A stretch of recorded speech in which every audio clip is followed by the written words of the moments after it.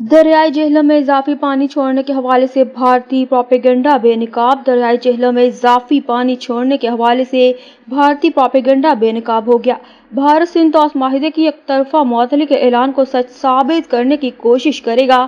بھارت کی یہ کوشش صرف اپنی عوام کو بیوقوف بنانے کی بھونڈی کوشش کے سوا کچھ نہیں۔ بھارت نے پہلے دریائے جہلم میں اضافی پانی چھوڑ کر سیلابی صورتحال کا تاثر دینا چاہا۔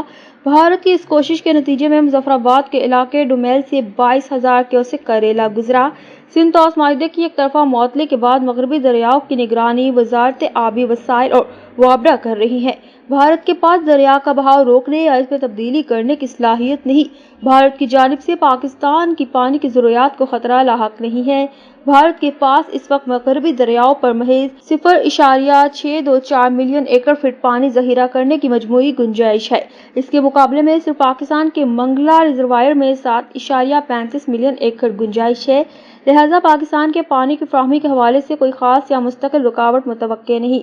ان بھارتی سرگرمیوں کا مقصد بنیادی طور پر ایک بیانیہ بنانے کی کوشش ہے۔ وزارت آبی وسائل اور وابڈا صورتحال کی مسلسل نگرانی کر رہی ہے اور بروقت اپ ڈیٹ جاری کر رہی ہے۔ ماہرین کا کہنا ہے کہ اس وقت پاکستان کو آبی سلامتی اور پانی کے لحاظ سے فوری طور پر کوئی خطرہ نہیں۔ موسمیاتی تبدیلی کے تناظر میں فاسٹ ٹریک بنیادوں پر بڑے آبی ذخائر کی تعمیر ناگزیر ہے۔